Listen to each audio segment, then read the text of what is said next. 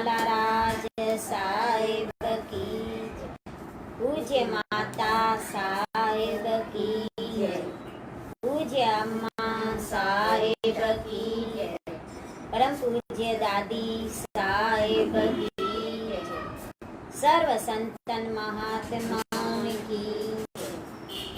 गुरुवारी प्यारी साथ संगत सभी के ओम शम।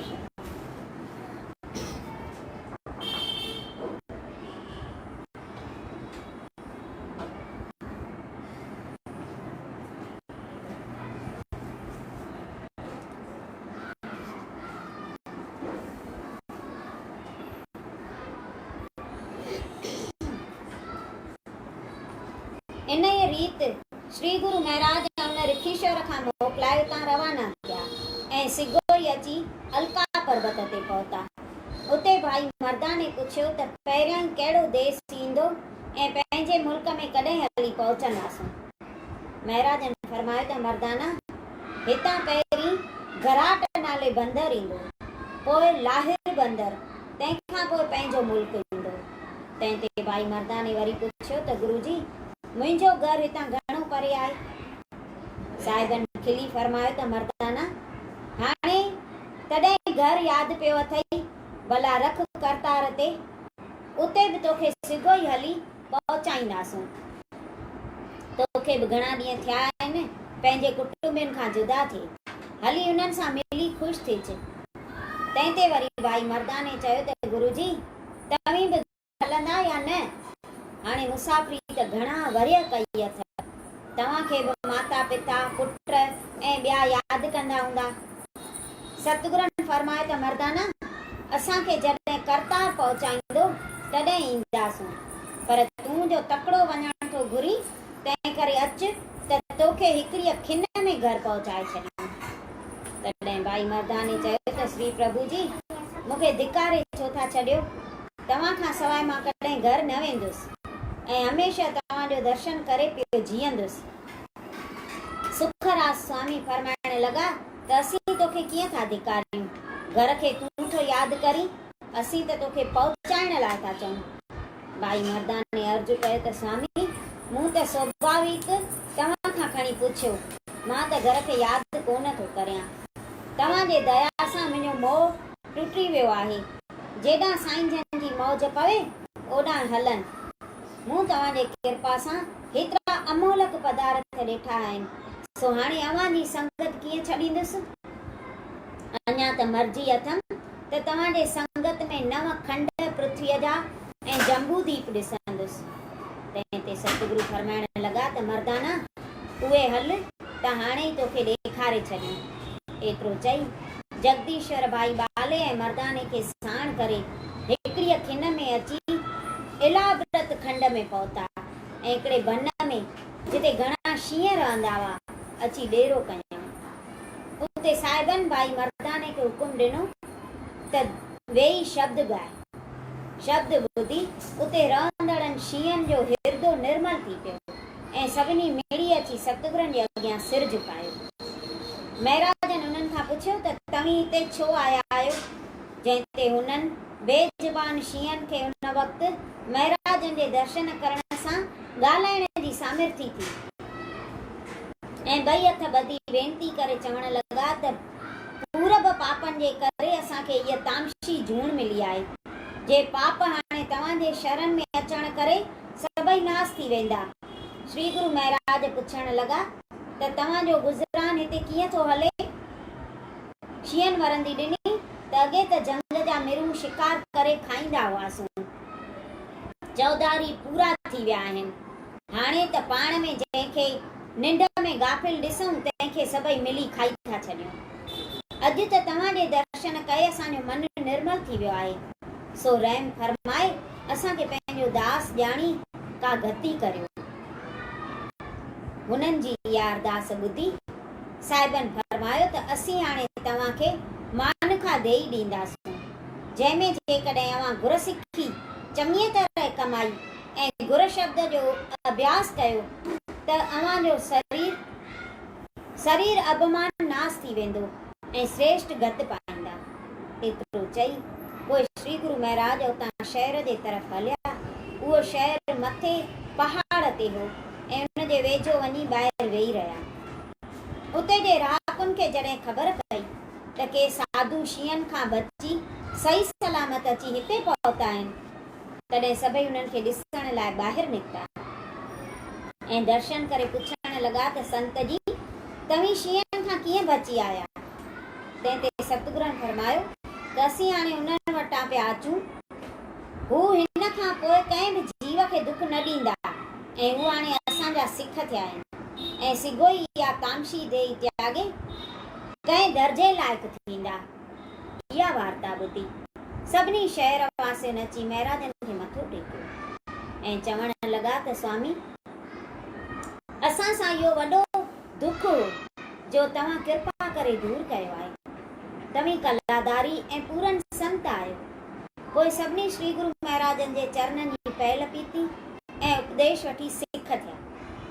अहिड़ी रीति हुननि खे सिख बणाए सच्चा पातशाह उतां रवाना थी सिगोई हरन खंड में अची पहुता ऐं उन ई हंध जी ज़मीन सॼी सोन जी हुई ऐं उते जा माण्हू सभई योग अभ्यास कंदड़ ऐं हमेशह जवान रहंदा हुआ। को बि माण्हू घर में न मरंदो हो।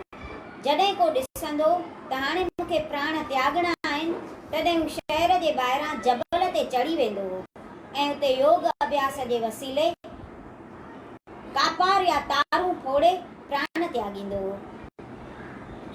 सतगुरु उन शहर में अंदरि लंघे हिकिड़े हंधि वञी वेठा, जिन खे ॿाहिरां आयल ॾिसी केतिरा ई शहर जा माण्हू संदन आसपास अची गॾु थिया।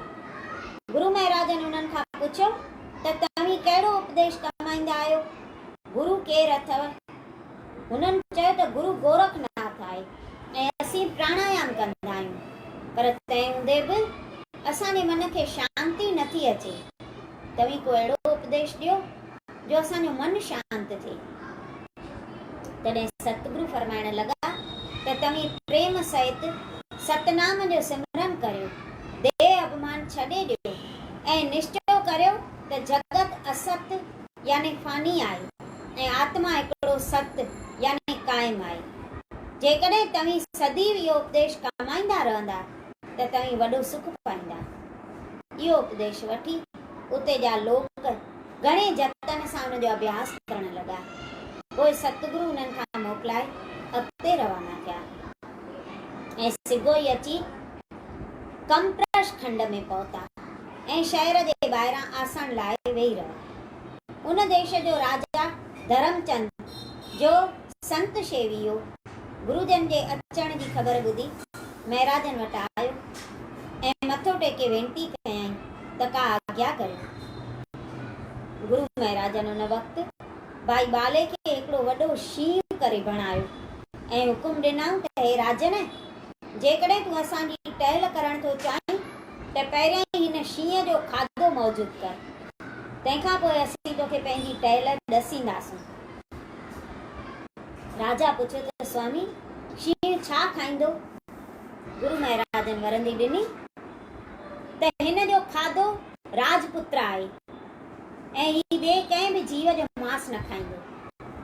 राजा हथ ॿधी वेनती कई त स्वामी मूंखे हिकिड़ो पुटु आहे, जेकॾहिं आज्ञा मिले त हिकदमि हुनखे घुराए हाज़िर करियां। ईअं चई पंहिंजनि माण्हुनि खे इशारो कयईं जे हुन बालक खे वठी आया। उदारतावान राजा इहो वीचार कयो त शरीर संतनि जे कमु अचे त चङो आहे। इहो वीचार करे पंहिंजे पुट जी बांह शींहं जे अॻियां ॾिनई। तॾहिं सतगुरनि फरमायो त हे राजन, तूं धन आहीं, तहक़ीक़ तुंहिंजी सत्संगत में प्रीति आहे। हाणे तूं सतनाम जपींदो रह त तुंहिंजी अंत सहेली थींदी। नेठि उतां मोकिलाए हरवरथ खंड में आया ऐं शहर जे ॿाहिरां वेही रहिया। इहा ख़बर ॿुधी उन देश जो राजा दर्शन लाइ आयो ऐं प्रेम सां सतगुरुनि जे चरणनि ते सिर निवायो। गतदायक उनखे दीन ॾिसी फरमाइण लॻा त हे राजा, तूं को फिक्र न कर, गुरसिखी हिर्दे में धारण कर त जनम मरण जा बंधन कटिजी वञनि ऐं पिणु जेको दिलि घुरियो पदार्थ तोखे घुरिजे सो असां खां घुरी वठ। तंहिं ते राजा ॿई हथ ॿधी वेनती कई त हे नाथ, मां औलाद जो सिकायल आहियां, इन लाइ अवी मूंखे जेको उपदेश ॾियो सो कमाइण लाइ मां तयारु आहियां। तॾहिं श्री गुरु महाराजन हुनखे 2 लौंग ऐं हिकिड़ी इलायची ॾिनी। फरमायो त हे वञी तूं पंहिंजे राणीअ खे ॾे त खाए, पोइ हिन मां तोखे संतान थींदी ऐं तूं सतनाम जो सिमरन कंदो रह ऐं नाम जे रंग में रतो रह। इहो उपदेश ॿुधी राजा सतगुरनि खे मनाए पंहिंजे राजधानीअ में वठी वियो। गुरु महाराज उते केतिरा ॾींहं रही सिखी धर्म जो चङी तरह प्रचार कयो ऐं सभिनी खे नाम जो उपदेश ॾेई बाले ऐं भाई मर्दाने समेत उतां रवाना थी कुरखंड में पहुता। उन मुल्क जी इहा रीत हुई त जॾहिं कंहिंजे घर में बालक ॼमंदो त सभई घर जा भाती वेही रोअंदा ऐं जॾहिं को मरंदो हो त ख़ुशियूं ऐं जशन कंदा हुआ। जॾहिं सतगुरु हुन शहर जे ॿाहिरि अची वेठा ऐं भाई मर्दाने खे हुन देश जे हाल खां वाक़ुफ़ कयऊं, तॾहिं भाई मर्दाने चयो त गुरु जी, ही देश त न्याय तो उबतो चइबो जो ॿई रीतियूं उल्टियूं।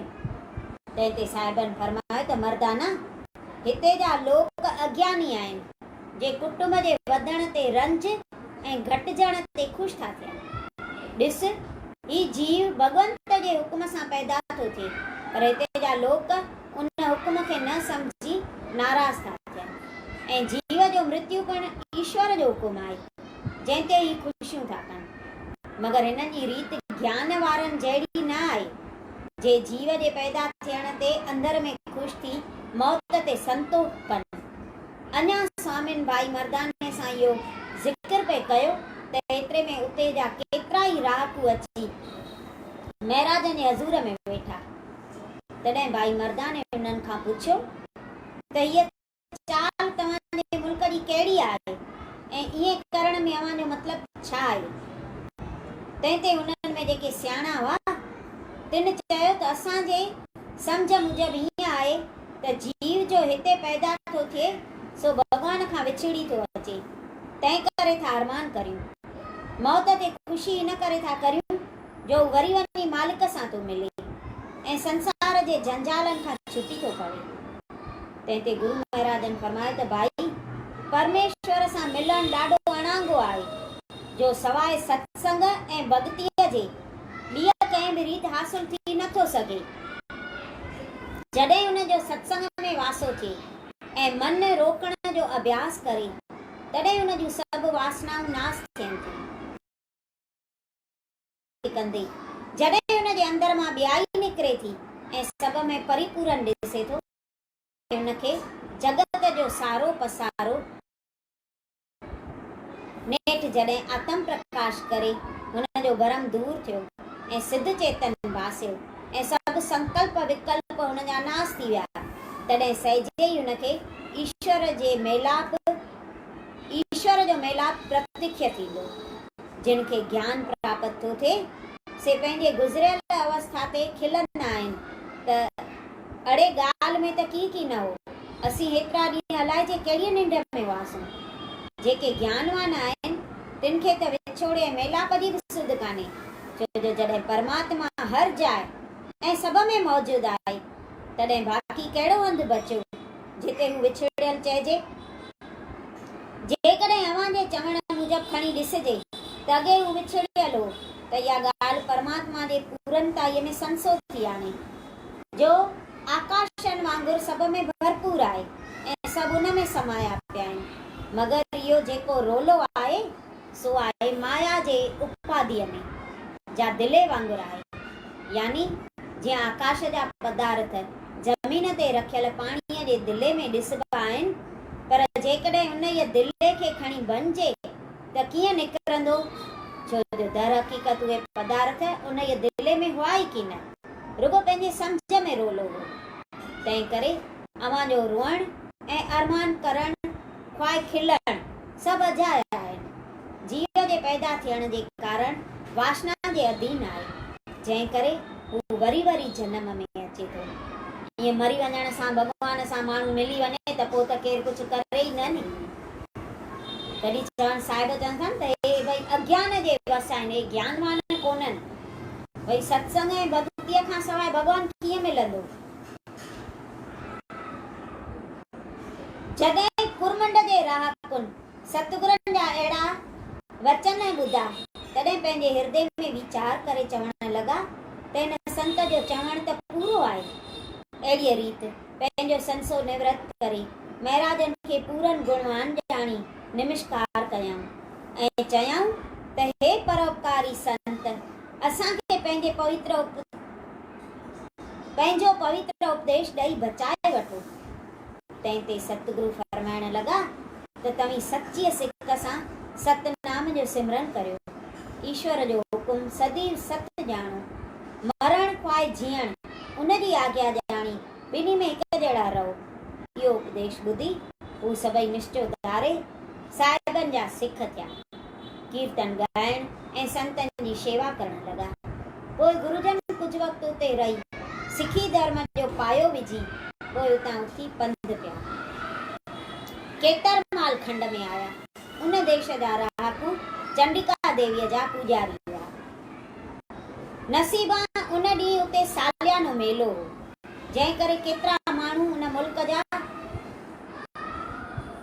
मुल्क जा जानवर बेटाऊं खणी देवीअ जे मंदर ॾांहुं ते विया ऐं उते उहे बली चाढ़े मथो टेके सुखाऊं करे पे मोटिया। अहिड़ीअ तरह के पे आया त के पे विया। सतगुरु भाई बाले ऐं भाई मर्दाने समेत उन दग ते वञी वेठा। कुझु वक़्तु गुज़रण खां पोइ जॾहिं उन देश जे राजा जी सवारी अची उतां लंघी, तॾहिं राजा भाई बाले खे ॾिसी पंहिंजनि माण्हुनि खे चयो त ही माण्हू कंहिं धारे मुल्क जा था ॾिसजनि। बहितर आहे त हिननि मां हिकिड़ो वठी हली देवीअ ते बलि चाढ़ियऊं। इहो ॿुधी हुननि माण्हुनि अची भाई बाले खे पकड़ियो ऐं उनखे अॻियां करे पाण पुठियां धुइल वॼाईंदा ख़ुशि थींदा मंदर ॾांहुं हलिया ऐं चवण लॻा त अॼु जगमाता लाइ चङी कुर्बानी हथ लॻी आहे, जंहिं करे उहा न्यायत प्रसन्न थींदी। भाई मर्दानो पंहिंजे संगतीअ खे मौत जे चंबे में गिरफ़्तार ॾिसी वधी हुन ॾांहुं आयो ऐं पासे में बीह चयाईंसि त यार, हाणे तुंहिंजो जीअण छुटो, छो जो तोखे ई वठी वञी देवीअ ते बलि चाढ़ींदा। तंहिं ते भाई बाले वरंदी ॾिनी त मर्दाना, मरण ऐं जीअण शरीर जो धर्म आहे। ही पंजनि तत्वनि जो पुतलो अवस नास थींदो, पर आत्मा कदाचित मरण जो न आहे। उन जे लाइ न आहे जनम न मरण, न हर्ख न शोक, न हू कंहिंजे ड्रेजारण जो आहे, न को हुनखे को मारे सघंदो।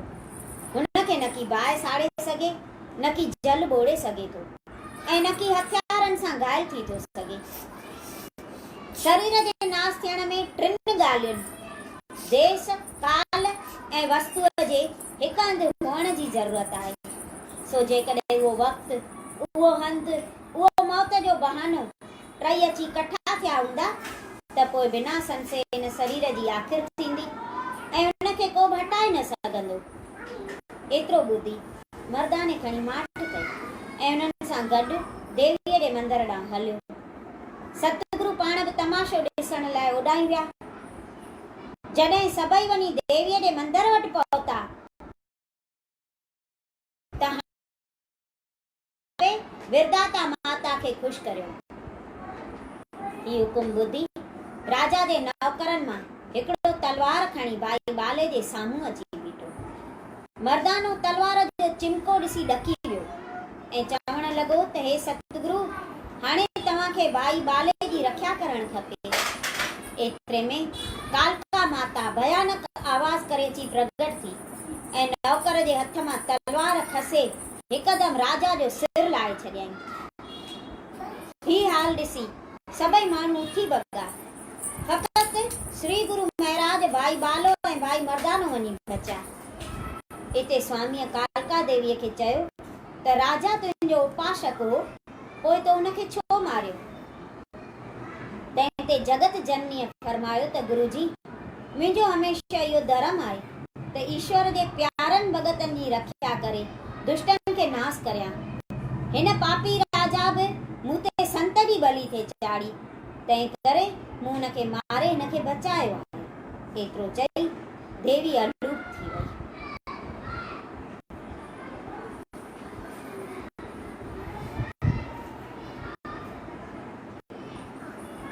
होॾां शहर में राजा जे मौत जो ॿुधी महिलातनि में वायवेला मची वई। सारी रयत शोक में भरजी अफ़सोस करण लॻी। आख़िर सियाणा सतगुरनि जे प्रताप खे सम्झी राजा जे पुट समेत गुरुजन वटि आया। राजा जे पुट ॿई हथ ॿधी अची वेनती कई त हे नाथ, असीं तव्हांजे बेद खां अणवाक़ुफ़ हुआसीं। हाणे कृपा करे असांजी खता माफ़ करियो ऐं असांखे अभय दान ॾियो। तंहिं ते दीन दयाल सतगुरु फरमाइण लॻा त ईश्वर सभिनी जी लॼ रखंदो। तव्हीं सतनाम जो सिमरन करियो ऐं संत साध जे शेवा में प्रीति रखो।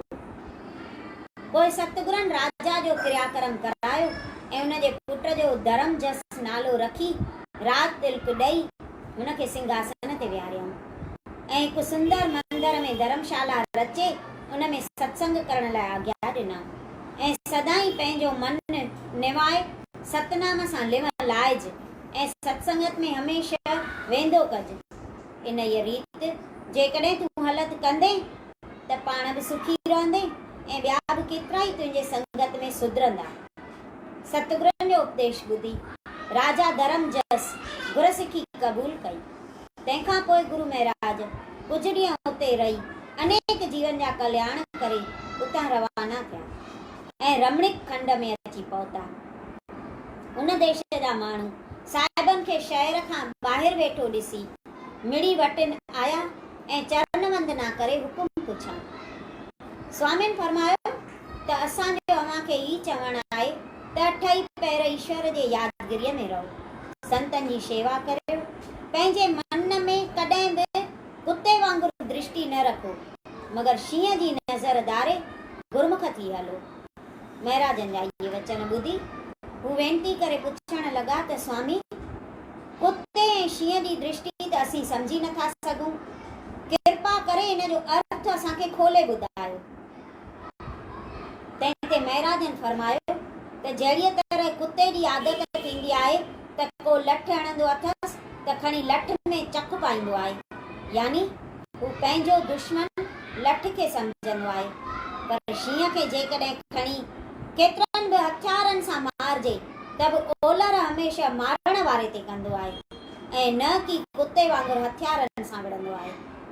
अहिड़ीअ तरह अमीं बि शींहं वारी नज़र रखी पंहिंजो दुख सुख उपाइण हार खां ॼाणो ऐं ईअं वीचार करियो त बंदे वेचारे जे हथ वस की न आहे। हमेशह मन रोकण जो अभ्यास करे विषय वासनाउनि खां हटी पंहिंजो रूप ॻोल्हे लहो। मतां कुते वांगुरु आत्म स्वरूप खे न ॼाणी पाण खे देही सम्झी उनखे चक पायो, यानी मतां देह दृष्टिअ में फासी दुखनि जे जंजालनि में फासी वञो। इन ई रीत हुननि खे उपदेश करे केतिरा ॾींहं उते रही पोइ स्वामी बद्रास खंड में आया। उन देश जो राजा कमलनाभ साहिबनि जे अचण जी ख़बर ॿुधी ॿाहिरि निकिरी आयो ऐं महाराजनि खे चरण वंदना करे वेनती करण लॻो त संत जी, मूंखे ई संसो आहे त चइनि आश्रमनि में उत्तम आश्रम कहिड़ो आहे, तंहिं बाबति तव्हीं जवाबु ॾेई मुंहिंजो संसो निवृत करियो। सतगुरनि जवाब में फरमायो त सभिनी आश्रमनि में गृहस्थ आश्रम उत्तम आहे, जंहिंमां सभिनी जी उत्पत्ति ऐं पालना थिए थी। जहिड़ीअ तरह पाणी गुलनि खे पैदा थो करे, वरी उन्हनि जी पालना बि पाणीअ मां ई थिए थी, तीअं गृहस्थ आश्रम बि उन ई वांगुरु सभिनी जे पैदा ऐं पालना करण वारो आहे। सभिनी आश्रमनि जो मूल आहे। ॿिया ब्रह्मचर्य, वानप्रस्थ ऐं संन्यास, इहे टई उन जूं शाखूं आहिनि। गृहस्थ आश्रम खे समुंड करे सम्झणु घुरिजे, जंहिंमां तरह तरह जा मोती पैदा थियनि था, जे चइनी आश्रमनि खे मर्तबो था बख़्शनि। मतिलब त सभिनी आश्रमनि जो ॿिज गृहस्थ आश्रम ई आहे। हिन आश्रम में जेको दान नथो करे सो जीअं बीठल खूह जो पाणी किनो थी वेंदो आहे, तीअं लोक परलोक में ख्वार ख़राब थींदो। हुन गृहस्थ आश्रम में जेकॾहिं को आत्म अभ्यास ऐं गोबिंद जो सिमरन करे ऐं आजीविका वास्ते धर्म जी किरत करे, भाव ऐं भक्ति रखे, त हुन जी वॾियाई त चवण खां ॿाहिरि आहे। छो जो गृहस्थ आश्रम में रही भॼन करणु अहिड़ो आहे जहिड़ो गिदरो वाड़ीअ में, यानी जीअं गिदरो वाड़ीअ में लॻो पियो हूंदो त उते वधंदो पियो ऐं मिठो बि पियो थींदो आहे। पर जे हुनखे वाड़ीअ मां छिनी खणी पचाइण विझबो त न की अहिड़ो मिठो थींदो, न वरी को वधंदो, बल्कि दागी थी पवंदो। ॿियनि टिनि आश्रमनि जो भॼन बि उन वांगुरु आहे। जे गृहस्थ आश्रम खां दान खाई भॼन कनि था। इहे वचन ॿुधी राजा कमलनाथ ॾाढो ख़ुशि थियो ऐं निमिरता सां मथो टेके साहिबनि खे पंहिंजे शहर में वठी वियो ऐं हिकिड़े सुंदर आस्थान में विहारे चङीअ तरह टहल करणु लॻो ऐं उपदेश वठी कमाइण लॻो। आख़िर दीन दयाल सतगुरु तां हलण जी तयारी करे भाई मर्दाने खे चवण लॻा त ही 8हों खंड पृथ्वीअ जो आहे जो तो ॾिठो, बाक़ी हिकिड़ो खंड जंहिंखे भारत खंड करे छॾींदा आहिनि, जंहिंमें तुंहिंजो घर ऐं कुटुंब आहे, उहो हल त हाणे ई तोखे हली ॾेखारियूं। गृहस्थ आश्रम जी केॾी महिमा माना वॾी चई विया। सभिनी खां वॾो गृहस्थ आश्रम आहे। माता जन बि ईअं सम्झाईंदा, पाण खे साईं जन बि ईअं सम्झाईंदा त गृहस्थी इन करे वॾो चयो अथनि जो गृहस्थीअ वटि कोई बि केॾी महिल ईंदो वेंदो त उतां ख़ुशि थी वेंदो। सन्यासी पाण ई ॿियनि खां वठी खाईंदा त ॿियनि खे छा खाराईंदा। गृहस्थनि वटि केरु केॾी महिल बि ॾिस अचे, कोई रोटीअ जे टाइम ते ईंदो त उनखे रोटीअ जी सलाह कबी, चांहि जे टाइम ते कोई ईंदो त उनखे चांहि जी सलाह कबी, कंहिंखे राति रहण जो भई हूंदो अहिड़ो त उनखे आराम बि कराइबो। इहो सभु गृहस्थी करे सघंदा। हे ॿियनि आश्रमनि में उहो न थींदो आहे। पर चए थो ॿिया गृहस्थ आश्रम मां दान वठी ऐं खाईंदा ऐं पर जे नाम सिमरन कंदा त पोइ उहे बि वॾा आहिनि, घटि कोई कोन्हे। पर गृहस्थ आश्रम इन करे वॾो चयो अथनि। साईं लालाराज चवंदा गृहस्थी हिकु ॾींहं में जेतिरो फल पाए न, एतिरो सन्यासीअ खे हिकु महीने में मिलंदो। माना केॾो फ़र्क़ु चइजे गृहस्थी ऐं सन्यासी। सन्यासी महीनो जेतिरी भक्ति करे ऐं फल पाए, गृहस्थी हिकु ॾींहं में ओतिरो ई फल पाए थो सघे।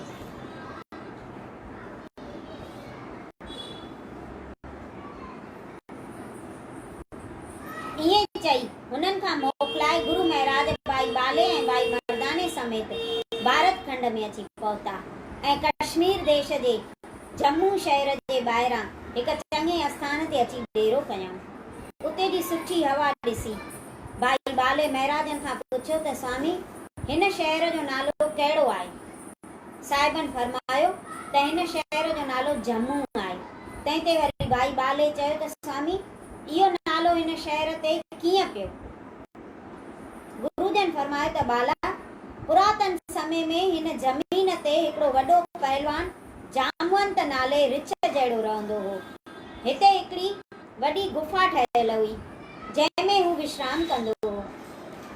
हू बलवान ऐं हिम्मत वारो हो ऐं वॾी उमिरि वारो थी गुज़रियो आहे।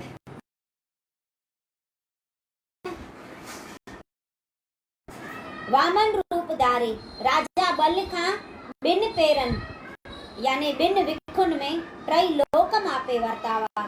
तॾहिं हिन पहलवान हिकु घड़ीअ में 21 दफ़ा भॻवान खे परिक्रमा कई हुई। तंहिंखां पोइ जॾहिं त्रेता युग में श्री रामचंद्र महाराज जो अवतार थियो, तॾहिं हुननि सां गॾु हिन लंका में वञी ॾाढी बहादुरी करे पंहिंजो नालो कढियो हो। घणा ज़बरदस्त दैत मारे रामचंद्र महाराज जी प्रसन्नता ई हासिल कयई। वरी द्वापर युग में पृथ्वीअ जे भार लाहिण लाइ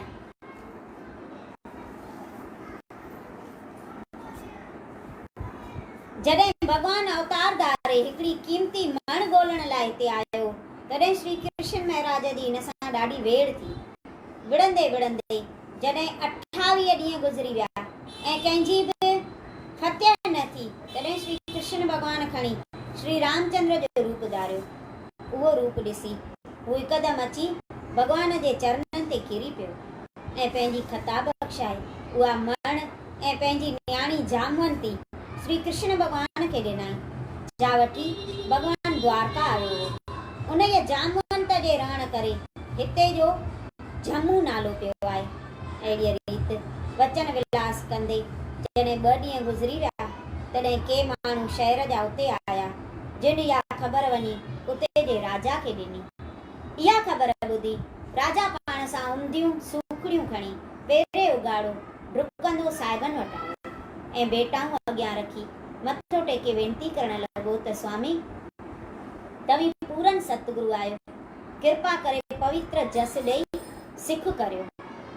राजा जी इहा वेनती ॿुधी सतगुरनि फरमायो त हे राजन, तूं धर्म न्याय कर ऐं लोभ छॾे संतनि जी शेवा ऐं नंगे बुखे ते रहम कर, सतनाम जो सिमरन कर। जेकॾहिं इहो उपदेश कमाईंदे त 22 पहाड़ी राजाऊं तुंहिंजे आज्ञा में रहंदा। हाणे तुंहिंजूं गुज़रियल खताऊं सभु माफ़ थियूं ऐं अॻिते लाइ संभाले हलज। सतगुरनि जा इहे वचन राजा खे ॾाढा वणिया ऐं साहिबनि जे उपदेश जी पैरवी कई, जंहिं करे संदसि ॾाढो नामाचार थियो ऐं पहाड़ी राजाऊं पिणु संदसि ताबे थिया। तंहिंखां पोइ सतगुरु राजा वटि केतिरा ॾींहं महिमान रही सिखी धर्म जो उपदेश ॾेई घणनि जीवन जो कल्याण करे उतां मोकिलाए पंजाब देश ॾे रवाना थिया।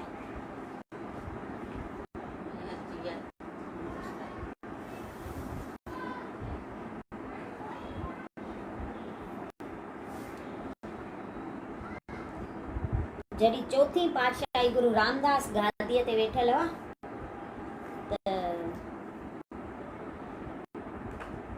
हिकिड़ा ज़ाल मुड़ुस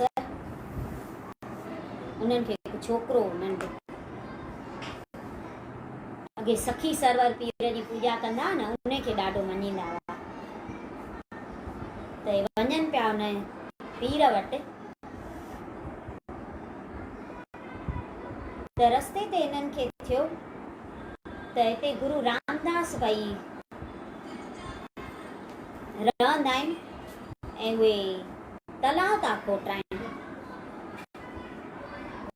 ॾाढा माण्हू सिख संगत शेवा करण वेंदी आहे त असां जेकर दर्शन करे अचूं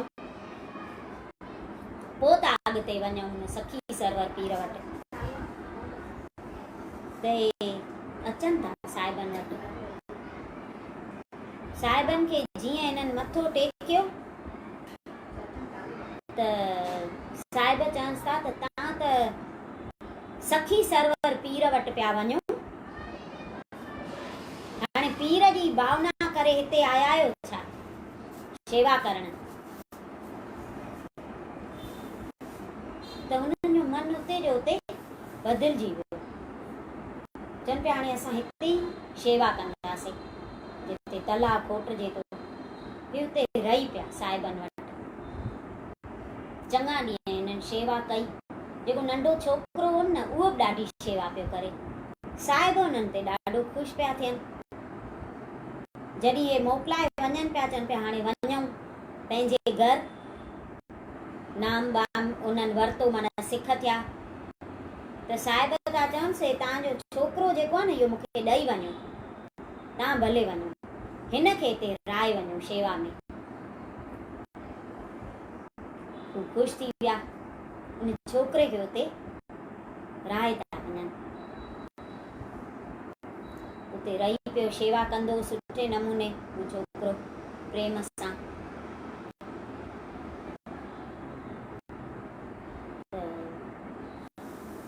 हिकिड़े ॾींहुं उन शहर में सिरूं ख़तम थी वयूं। सिरूं जो ख़तम थी वई, शॉर्टेज थी वई ॾाढी, ॿाहिरि बरसाति पई पए, सुकियूं सिरूं किथे मिलनि न पयूं। त हिन चयो हाणे किथां ॻोल्हे अचूं, सुकियूं सिरूं त किथे मिलनि कान थियूं। ऐं उन्हनि आलियूं जेके सिरूं हुयूं उन्हनि खे बि आवीअ में विझणो पए त उन लाइ बाहि खपे, छेणा पिया खपनि। त टोकरी खणी ऐं 2-3 सिखनि खे वठी ऐं घर घर में वञे थो चवनि थो त साहिबनि लाइ भई सिरुनि जे आवीअ लाइ छेणा खपनि। जेको हिकु छेणो ॾींदो उनखे हिकु पुटु ॼमंदो।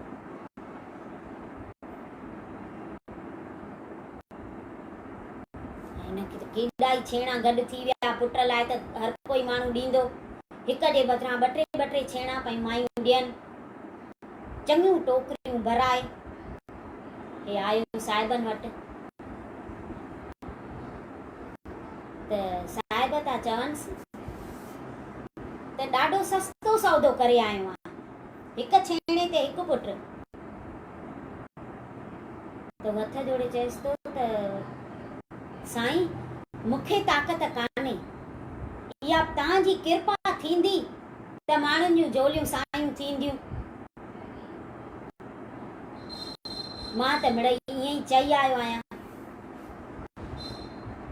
त साहिब चवनिसि था इहो ईअं ई चवण बि तुंहिंजो अजायो न वेंदो। तूं जेको चई आयो आहे नी हाणे ईअं ई थींदो। तुंहिंजे आस्थान तां छेणा ॾेई ऐं माण्हू पुट वठी वेंदा। तोखे इहो मां वर थो ॾियां। उहो गुरुद्वारो अमृतसर में ॾिसी आयासीं असांजो।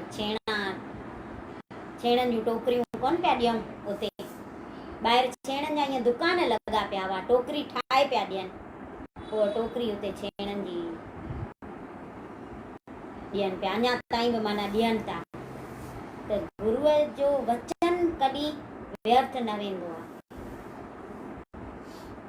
हुन जे वचन में ताक़त कोन हूंदी, पर गुरूअ त माना ॾेई छॾियईंसि न वर।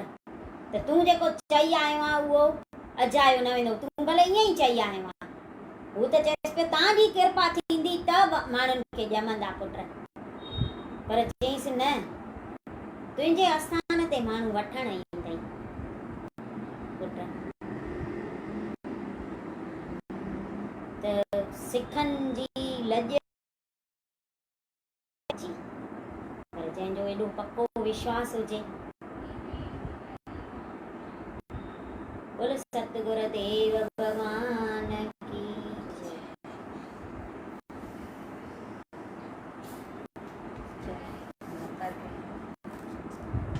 माता तुझे चरणन में शीस निमाऊंता, अम्मा तुझे चरणन में शीस निमाऊंता।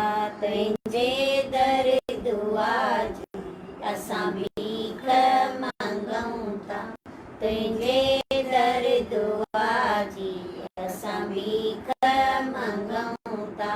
माता तुझे चरणन में निमाऊं था, अम्मा तुझे चरणन में शीस निमाऊं था।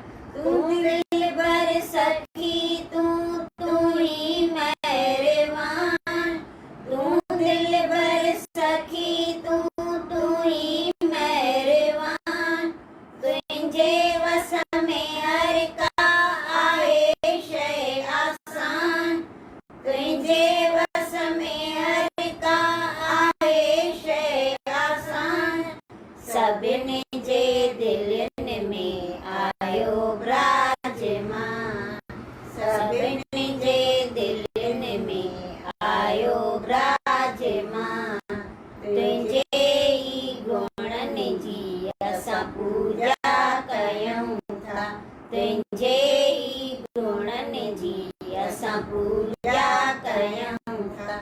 माता तुझे चरणन में शीस निमाऊं था, अम्मा तुझे चरणन में शीस निमाऊं था। सत्संग तुझे सां रुचि लगायूं, सत्संग तुझे सां रुचि लगायूं। अमृत वाणी तुझी ईए सां हंडायूं, अमृत वाणी तुझी ईए सां हंडायूं। अमल में तुझे ज्ञान जूं ॻाल्हियूं आणियूं,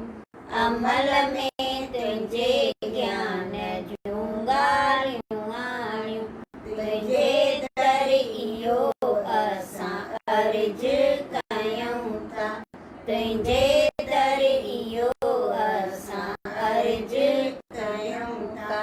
माता तुंहिंजे चरणनि में शीस निमूं था। अम्मा तुंहिंजे चरणनि में शीस निमूं था। ॾिनल राह तुंहिंजीअ ते हलंदा हलूं था। ॾिनल राह तुंहिंजीअ ते हलंदा हलूं था। हलंदे हलंदे किरंदा वतूं था। हलंदे हलंदे किरंदा वतूं था। छॾे मुर न ॾींदा बालक तुंहिंजा आहियूं। छॾे मुर न ॾींदा बालक तुंहिंजा आहियूं। संभाले वठण लाइ अर्ज कयूं था। संभाले वठण लाइ अर्ज कयूं था। माता तुंहिंजे चरणनि में शीस निमूं था। अम्मा तुंहिंजे चरणनि में शीस निमूं था। तुंहिंजे दर दुआ जी असां भीख मंगूं था। तुंहिंजे दर दुआ जी असां भीख मंगूं था। माता तुंहिंजे चरणनि में शीस निमूं था। अम्मा तुंहिंजे चरणनि में शीस निमूं था।